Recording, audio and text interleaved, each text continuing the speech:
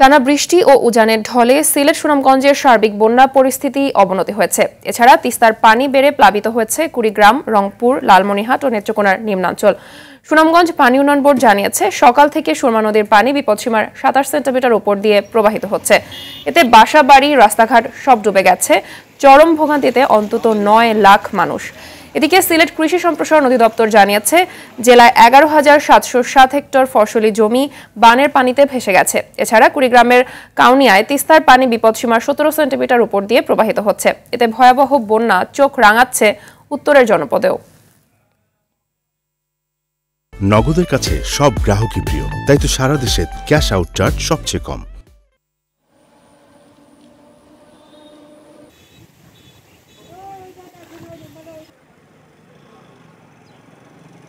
অনেক পানি হয়েছে, আধু পানি মতো এখন মাল চাল চকির উপরে রাখিয়া আর বাবিয়ার আর বাড়ি ক্লিয়ার হইতেছে। বাড়িঘরে খুব ভয়াবহ অবস্থা। আমরা এক রাইতে বেগর দ্বারা পানি আইয়া আমরা নিরাপত্তা আমরা স্কুলে আইয়া উঠছি। দর্শক, এ বিষয়ে আরো জানাতে সুনামগঞ্জ কুড়িগ্রামের নাগেশ্বরী থেকে সরাসরি যোগ দিচ্ছেন সহকর্মী বিন্দু তালুকদার ও আব্দুল কুদ্দুস চঞ্চল। শুরুতেই যাব বিন্দু তালুকদারের কাছে। বিন্দু, বন্যায় লাখ লাখ মানুষ চরম ভোগান্তিতে পড়েছে আমরা জানি, তো পরিস্থিতি মোকাবেলায় আসলে প্রশাসন কি ধরনের পদক্ষেপ নিয়েছে আর আশ্রয় কেন্দ্রগুলোতে আসলে এখন কি ধরনের অবস্থা দেখতে পাচ্ছেন জানাবেন। নগদের কাছে সব গ্রাহকই প্রিয়, তাই তো সারা দেশে ক্যাশ আউট চার্জ সবচেয়ে কম। ধন্যবাদ মাহবুবা। যেমনটা জানতে চেয়েছেন, সুনামগঞ্জের বন্যা পরিস্থিতি আসলে অবনতি হচ্ছে, কোথাও কোথাও পরিবর্তিত রয়েছে। সুরমা নদীর পানি কিছুটা কমলেও বিপদসীমার 27 সেন্টিমিটার আর উপরে প্রবাহিত হচ্ছে। বন্যা পরিস্থিতি মোকাবেলায় জেলা প্রশাসন ব্যবস্থা নিয়েছে। আমরা জেলা প্রশাসকের সাথে কথা বলেছিলাম, তিনি যেমনটা জানিয়েছেন যে সুনামগঞ্জের 3টি পৌরসভা ও 75টি ইউনিয়ন বন্যা কবলিত হয়েছে। এতে 1000-এর বেশি গ্রাম প্লাবিত হয়েছে। সারা জেলায় 541টি বন্যা আশ্রয়কেন্দ্র চালু করা হয়েছে এবং এসব আশ্রয়কেন্দ্রে স্থানীয় লোকজন আশ্রয় নিয়েছেন। যারা আশ্রয়কেন্দ্রে অবস্থান নিয়েছেন তাদেরকে শুকনো খাবার, বিশুদ্ধ পানি, খাদ্য ত্রাণ সহায়তা দেওয়া হচ্ছে। পাশাপাশি স্থানীয় জনপ্রতিনিধির বিভিন্ন রাজনৈতিক ও সামাজিক সংগঠন তাদেরকে ত্রাণ সহায়তা, খাদ্য সহায়তা দিচ্ছে এবং রেড ক্রিসেন্টও বিভিন্ন আশ্রয়কেন্দ্রে বিশুদ্ধ পানি সহায়তা দিয়ে যাচ্ছে। আমরা আজকে সকালে কথা বলেছিলাম সুনামগঞ্জ পানি উন্নয়ন বোর্ডের নির্বাহী প্রকৌশলীর সাথে। তিনি যেমনটা জানিয়েছেন যে সুরমা নদীর পানি কিছুটা কমলেও যদি বৃষ্টিপাত বাড়ি হয় তাহলে আবারও নদীর পানি বাড়তে পারে এবং সুনামগঞ্জের বন্যা পরিস্থিতি অবনতি হতে পারে।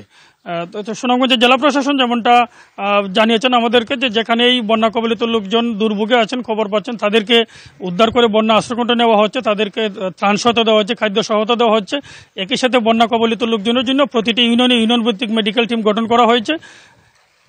তবে গতকাল বিকাল থেকে রাত পর্যন্ত বৃষ্টিপাত না হলো, আজকে সকাল থেকে আবার বৃষ্টিপাত হচ্ছে, যার কারণে সুনামগঞ্জে বন্যা কবলিত লোকজন আসলে এই বন্যার দুর্ভোগ থেকে সহসায় মুক্তি পাওয়ার কোনো লক্ষণ দেখতে পাচ্ছেন না।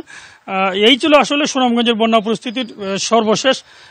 আমরা এখন চলে যাব কুড়িগ্রামের চঞ্চলের কাছে। চঞ্চল,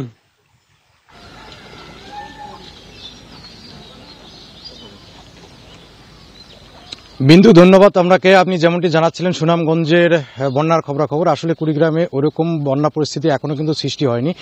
তবে বিভিন্ন নদ নদীর পানি বাড়ায় কিন্তু নিম্নাঞ্চল এবং চরাঞ্চলে প্লাবিত হয়েছে। এই সমস্ত চরাঞ্চলের মানুষ কিন্তু 2 দিন থেকে পানিবন্দী অবস্থায় রয়েছে। বিশেষ করে চরাঞ্চলগুলোতে বাড়ির আশপাশ দিয়ে পানি এসেছে এবং ফলে কিন্তু তাদের যোগাযোগের ব্যবস্থা কিন্তু একটা বিঘ্ন ঘটেছে। তারা কিন্তু ভেলা এবং নৌকা যোগে মূল ভূখণ্ডের সাথে যোগাযোগ করছে।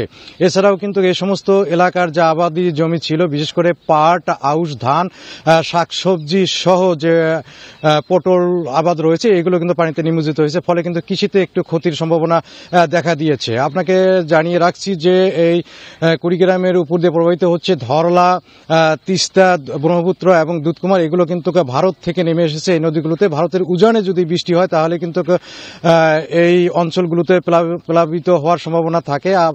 আর একটি বিষয় আমি জানিয়ে রাখছি যে ধরলা নদীর পানি সকাল 9টায় কিন্তু বিপদসীমার 13 সেন্টিমিটারের উপর দিয়ে প্রবাহিত হচ্ছে এবং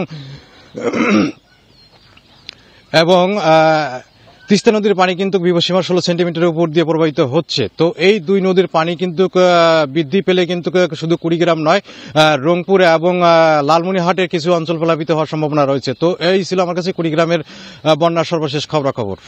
মাহবুবা, ধন্যবাদ আপনাদের দুজনকে।